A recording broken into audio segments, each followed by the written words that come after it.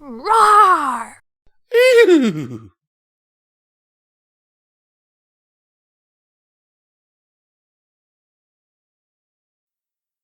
Chapter 16. Caffeine Catastrophe. Why for? Stephen echoed the music in his car. His hands clutched the steering wheel as he sped towards the office, his eyes growing heavier by the second. He held them open wide, with willpower fueled by a desire to not crash on the highway.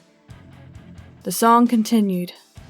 Over the last week, Stephen had been deprived of sleep, dropped in a wild forest, chased by timber wolves, put under magical experimentation, bouncing so hard that he left an indentation in a giant oak tree, chased by timber wolves again, harassed by a dragon, thrown out of a second-story window.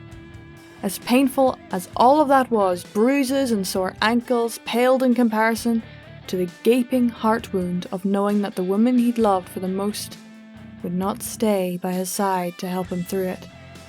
Wasn't his whole life of perfect mental health enough evidence to take his plight more seriously, even just for a moment? Wasn't there any precedence for her to realize that he might actually have a real problem? Apparently not, as all of their history was tossed aside and unlikely circumstances were confused for insanity. Stephen's right foot grew heavy on the acceleration, trying to get to the office as fast as possible to work for a promotion that no longer mattered. If he were to get it, he would have noticeably higher pay and a vacation time.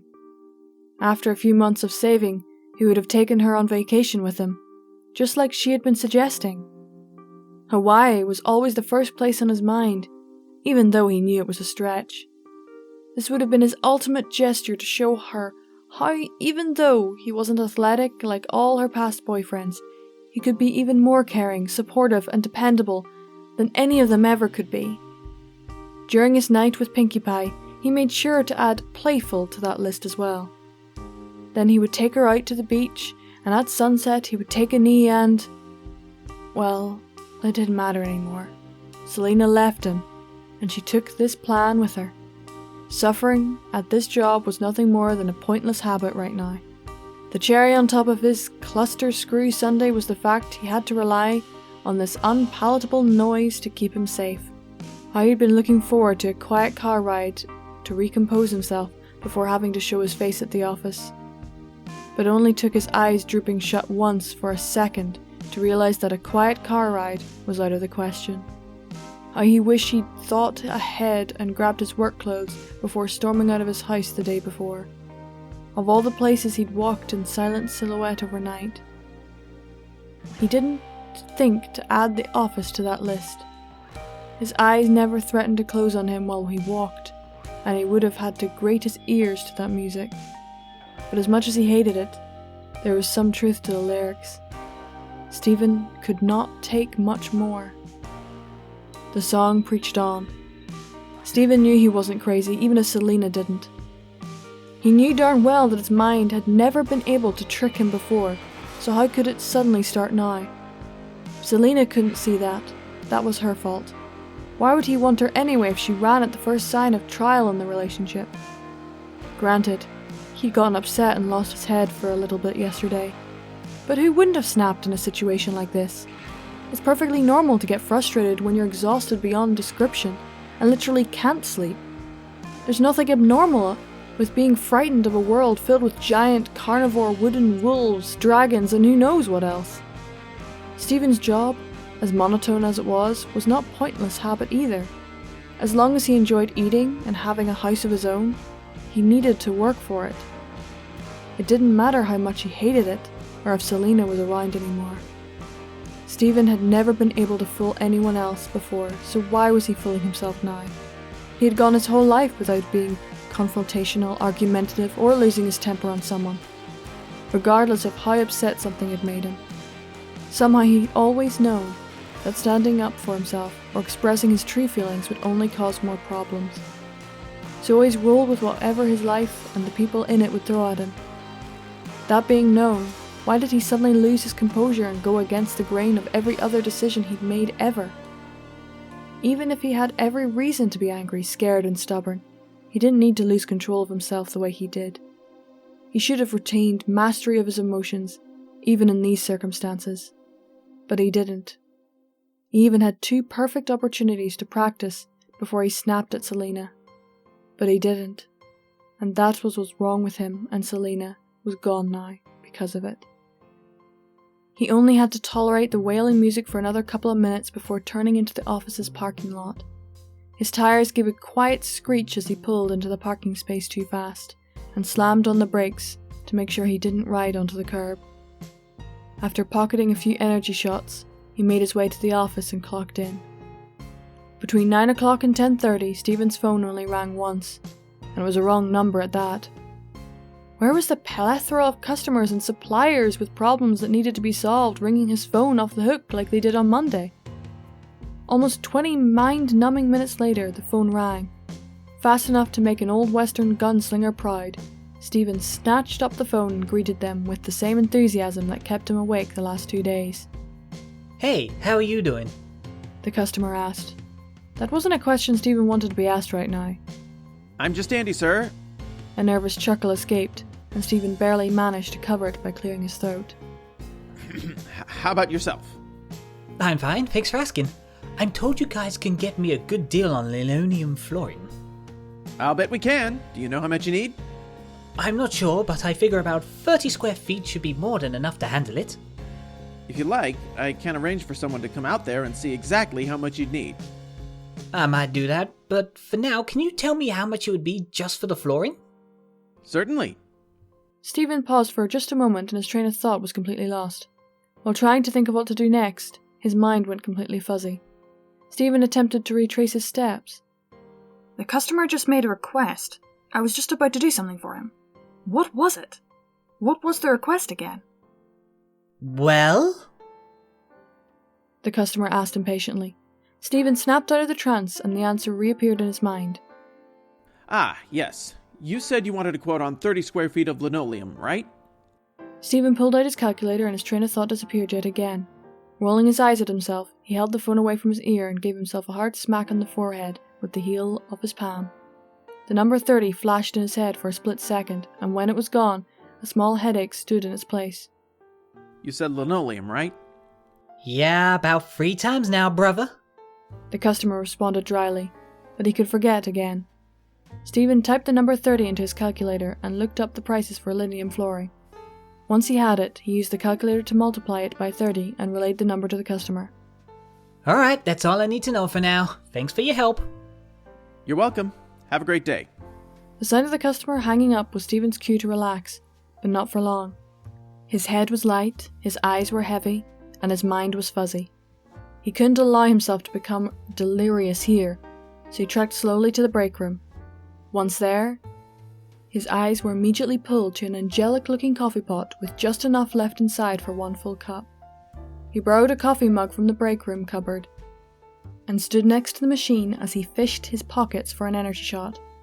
While he was doing that, a smug voice permitted his ears with, "Move, please."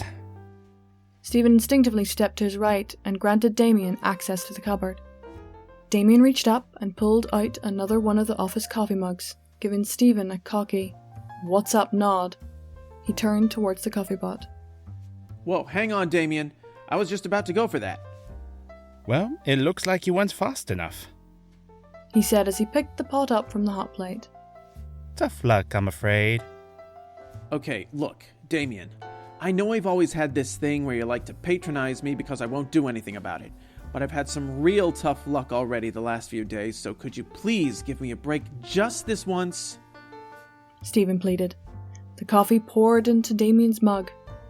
Didn't we already have a conversation about controlling our personal lives and not letting it affect how we work? This is going to start reflecting badly on you, buddy. A full mug in hand, Damien turned around to face Stephen. Shouldn't you be at your desk anyway? What if the phone rings? There are 2 other people who take calls. Stephen retorted, despite his desire not to risk an argument. It was a slip, but he was still doing his best to hold himself together. I'm just looking for a quick pickup and then I'll be right back at it. You can always make more. Damien turned around and grabbed the coffee can, raised his eyebrow at it, and set it back down with a chuckle.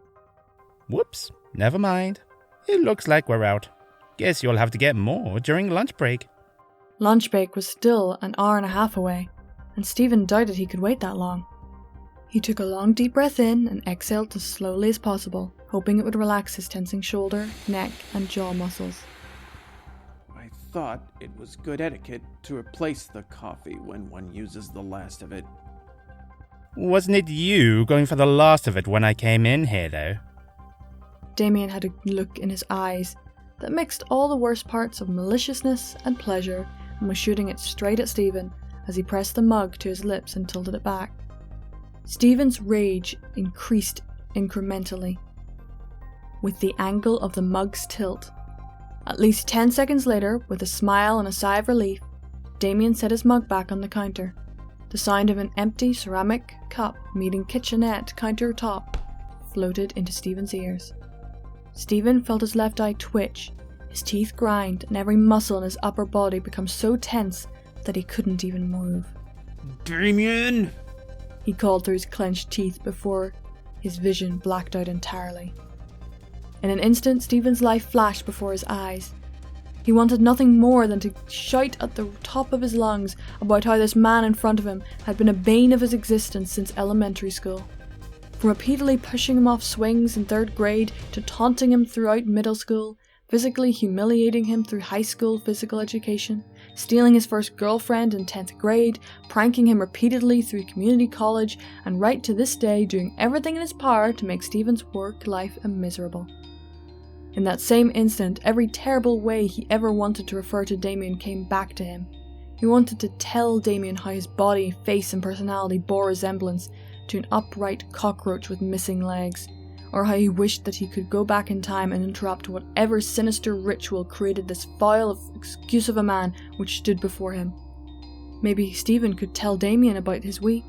Nothing would have pleased him more than to spill the details of how he had been abducted, dropped in the wilderness, chased by wolves, beaten up, chased by wolves again, verbally harassed, thrown out of a 2nd-story window, and lost the love of his life. So there was no patience left for Damien's nonsense, and for once in his life, he should attempt to exhibit an emotion besides elitist smug. All of these thoughts passed through Stephen's mind in an instant. But Stephen wouldn't lose his temper yet. He knew better than that. Someday would come when there wasn't so much on the line and he would know the nicest possible ways he could convey his feelings. That day would be a good day, but it was not today. Today was certainly not a good day, and it was suddenly made even worse by Death's icy grip clasping onto Stephen's shoulder. It was also a note that Death's hand was surprisingly big and meaty. Wait a second, how long have I been zoned out? Stephen asked himself. My office. Now. The extremely rare sound of Kramer's infuriating voice snapped Stephen back to reality, where he found himself still in the break room. But it was different than it was when his vision left him. For example, Stephen could now smell the coffee on Damien's breath. Damien himself looked like he'd seen a pink elephant, and for once in his life, was lost for words. Out of his peripherals, Stephen could see at least 3 co-workers standing at the doorway of the break room. Every muscle in Stephen's body locked into place, as his eyes tried to jump out of his head, and his heart attempted to escape through his throat. Stephen barely managed to gulp his heart back down. I said all that out loud, didn't I? He said quietly. He received silence in response. That was answer enough. There wasn't any other reason that these people would be there staring at him. Kramer released Stephen's shoulder and stormed towards the door into the offices. You too, Damien. He shouted on his way out. The other employees parted like the Red Sea to make way for him.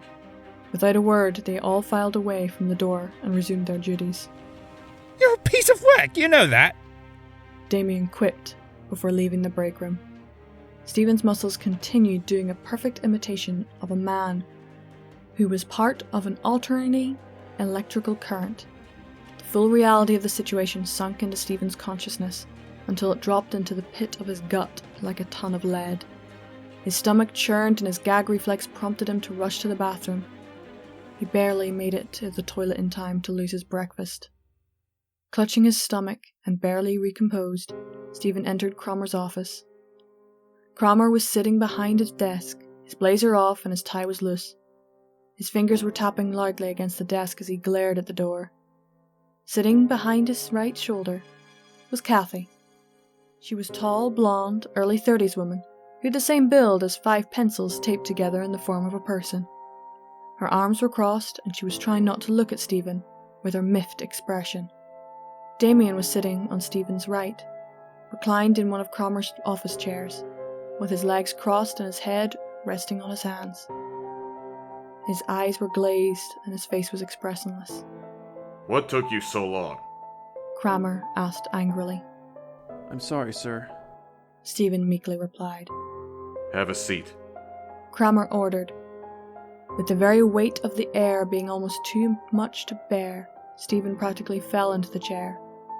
The air got even thicker as an uncomfortable silence loomed over several painful seconds, eventually being broken by Cromer.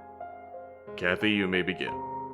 Stephen wasn't looking at her, but judging by the heat he felt on his cheek, which seemed to be emanating from her direction, he could tell she had turned to look down on him.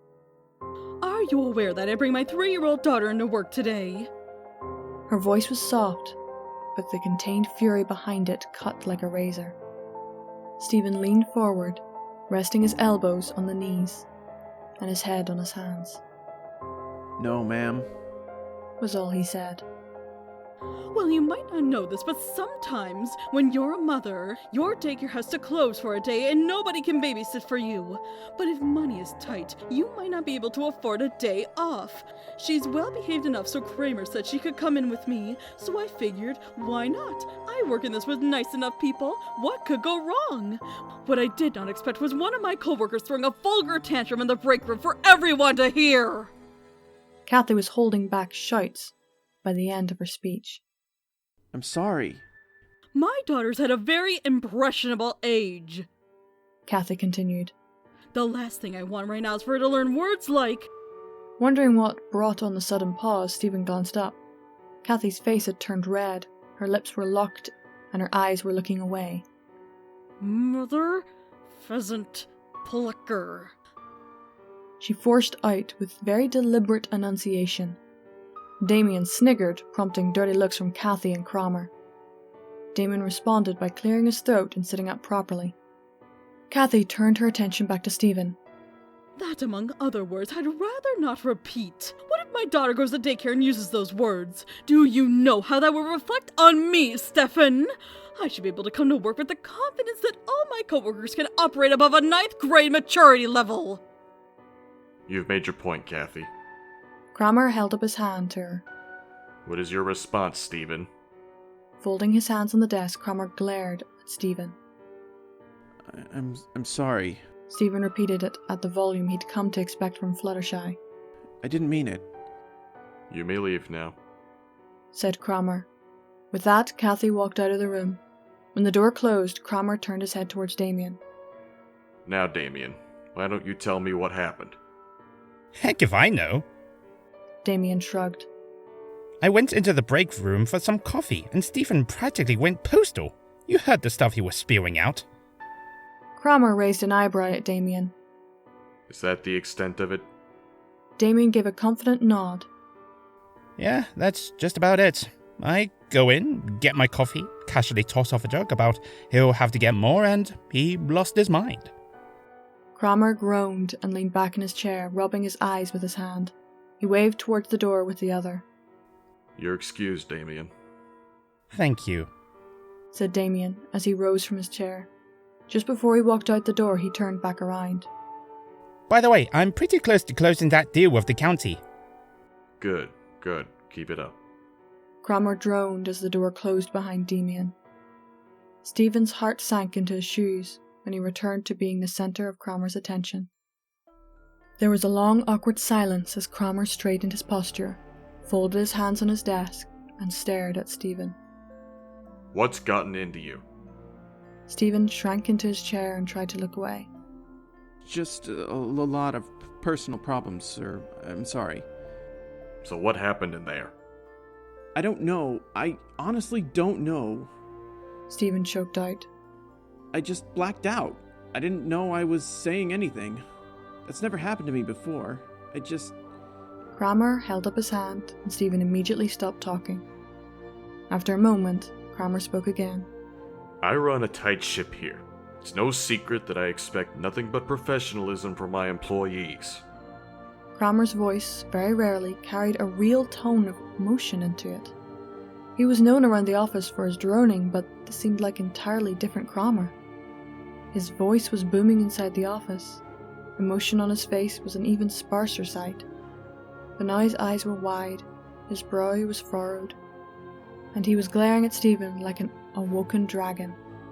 This is so we can all come here, work hard, earn our pay, and go home to spend a nice night with our personal lives as quickly as possible. This can't be done if there are distractions such as employees feuding in the break room. Do I make myself clear? Yes, sir. Stephen mumbled. Now then, this is not your first issue with Damien, and I won't run the risk of there being a kink in my machine. But I know you're a good worker. I also don't want to be the jerk that lays off a man who's obviously already got enough on his plate as it is. So here's the deal. Stephen perked up with a glimmer of hope that he would be pardoned. Go home. That hope was instantly deflated. Go home and take a break for a while. When you've gotten your act back together, come talk with me and maybe we can work something out. Does that sound fair to you? Stephen breathed and lowered his head. Does it matter? He asked.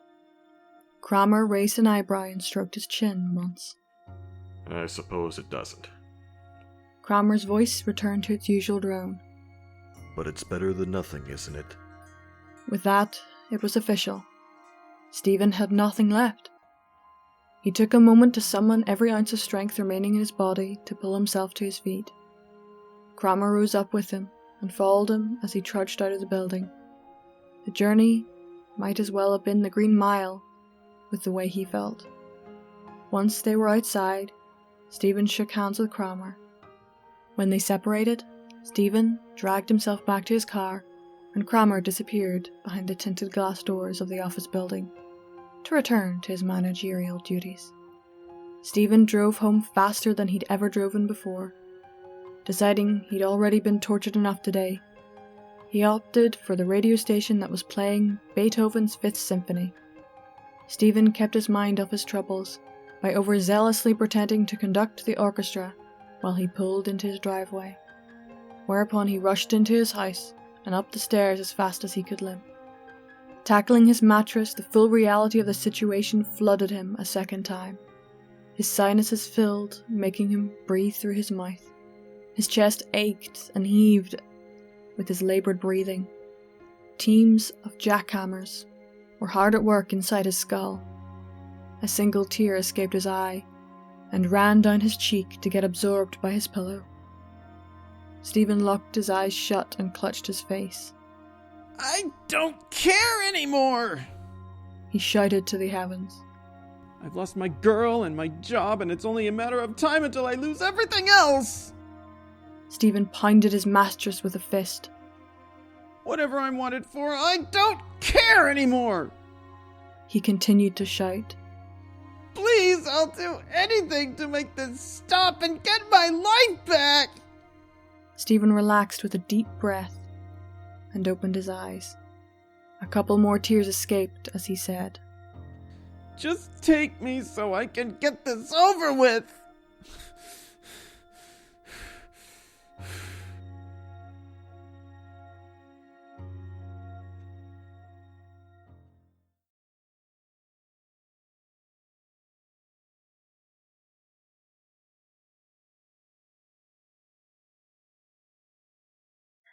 And a howling thank you to my Patreons.